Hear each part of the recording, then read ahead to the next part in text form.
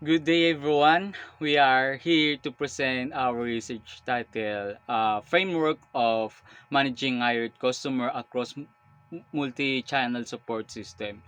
This study was conducted by John Vincent Marcelo and I, Justin Neri Custodio.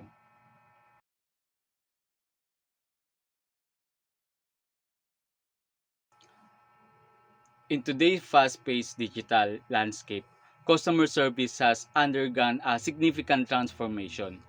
What was once limited to traditional phone support has now expanded into multi-channel system including email, live chat, social media, and even AI-driven platforms. While this shift offers greater convenience and accessibility for customers, it also introduced new challenges, particularly when dealing with irate or emotionally charged customers. Each channel presents its own tone, speed, and style of communication, making it more difficult for service representatives to respond effectively across the board. Managing this emotionally intense interaction is crucial not only to retain customer loyalty but also to protect the company's public image and reputation, especially on highly visible platforms like social media, such as business must adopt adaptive strategies that consider the nature of each support channel and utilize de-escalation techniques, empathy, and even AI tools to ensure smooth and professional resolution. This study aims to explore those challenges and offer a comprehensive framework to help organize, manage irate customer effectively across various support platforms. Guided by several key objectives that aims to address the rising concern of managing irate customer across multi-channel support system.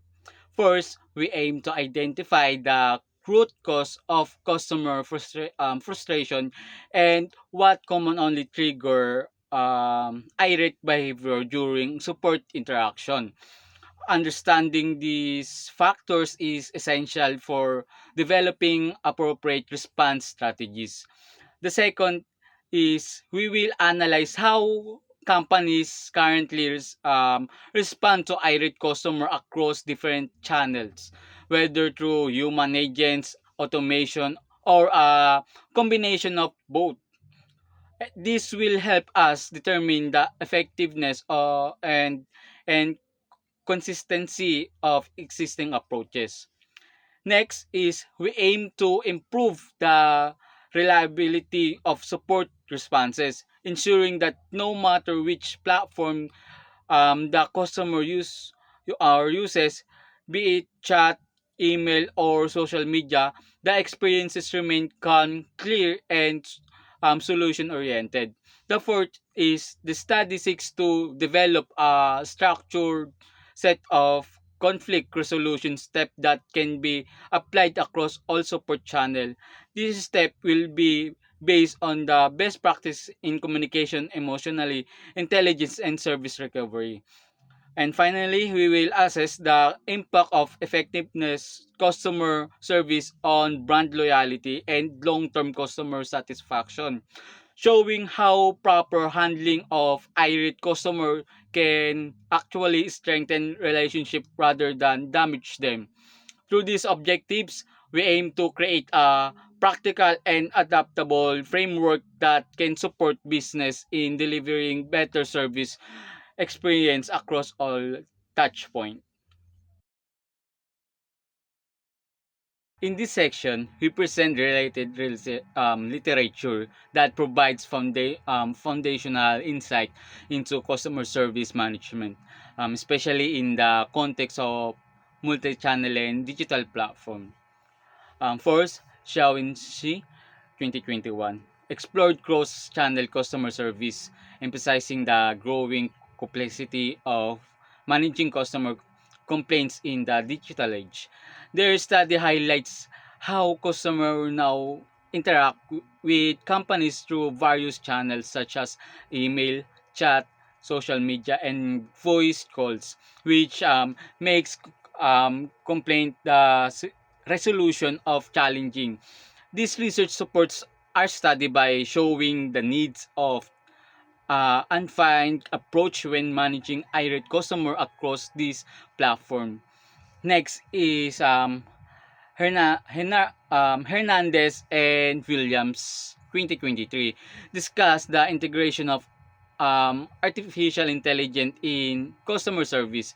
They explain how automation tools such as chatbots and AI-powered sentiment analysis can improve response time and reduce agent fatigue. This connects to our framework by showing how AI can play critical role in detecting and de-escalating irate customer behavior before it is escalate further. And lastly, Smith and Johnson 2020 examined the post-pandemic customer service landscape. They found that the shift to digital first interaction brought new challenges such as increased service demand and emotion, customer responses, and burnout among agents. This research underlines the urgency of creating effective de-escalation framework and support system, especially in the time of crisis, aligned directly with the goals of our study. And in the summary, these studies provide valuable insight into the evolving nature of customer service and reinforce the importance of developing response, AI enhanced and human centered framework to manage irate customer across multiple support channels.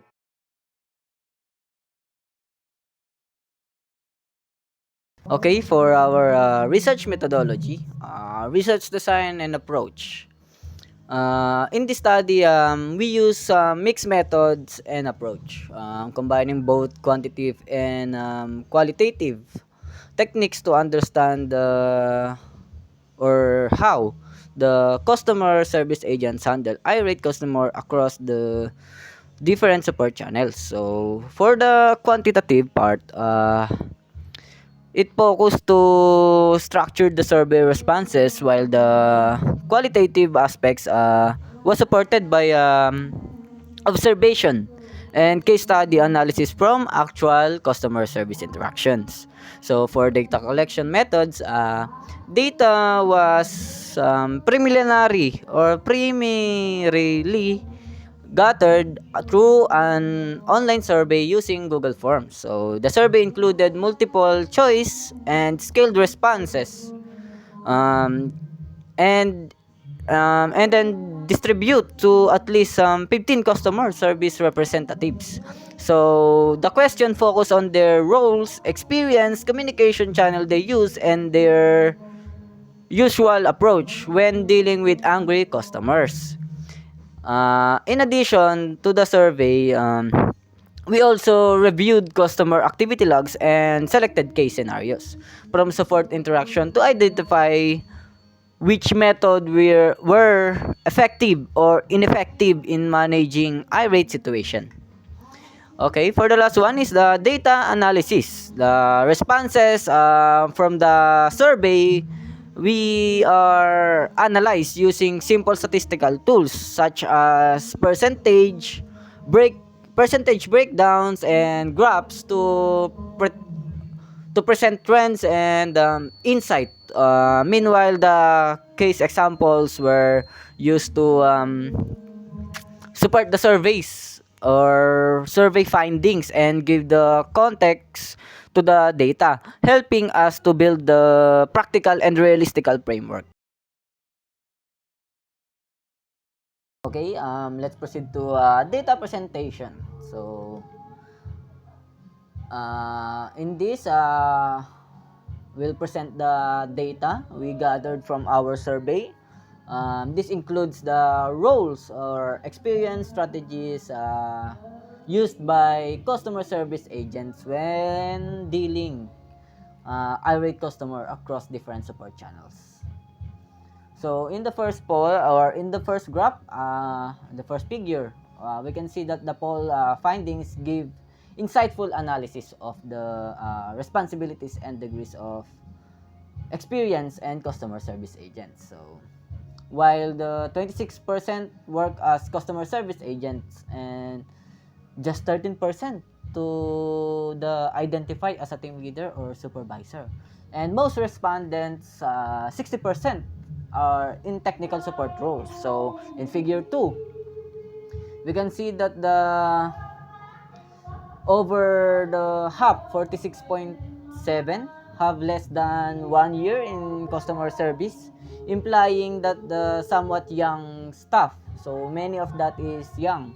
So a smaller percentage is 13.3% have more than 6 year experience. So it's little small, but at least. In the next one is 33.3% have 1 to 3 years. Okay, for figure 3, regarding modes of communication, email and live chats are the most often used. Each mentioned that 46.7% of respondents. So social media is the second one, plays a part of 33.3 of the respondents, and manage it while just 26.7. Routine handle phone support. This points to a move toward digital communication channels, even although in a customer service scene, a multi-channel strategy is still very vital. Okay, for the figure 4, most of the respondents deal with angry customer occasionally, with 33.3 saying that they encountered them monthly. Meanwhile, the 20% report facing them daily, weekly, or rarely, showing that the irate customer interaction vary widely depending on the role situation. And the next one for the figure 5, email and live chat are most challenging channels with 33.3%, each finding them had to manage. Um, okay, phone call come next at 20%.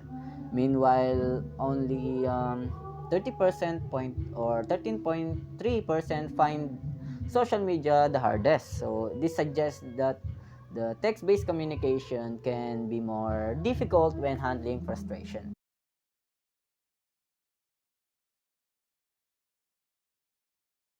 Okay, for the figure 6, the top reason for customer frustration are long wait times.